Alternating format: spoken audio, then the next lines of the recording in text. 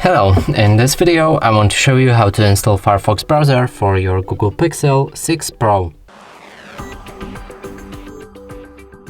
So in order to do this, let's open up our Google Play Store. Next is to find Firefox browser,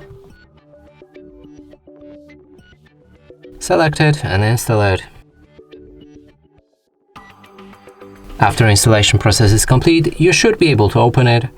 From here, customize it by changing theme, picking your toolbar placement, selecting Always on Privacy settings, signing up to synchronize Firefox between other devices, reading the privacy notice, click on Start Browsing, open a website, and as you can see, it works fine. And that's it for this video. Hope you like it. Please consider subscribing to our channel, leave a like and a comment below.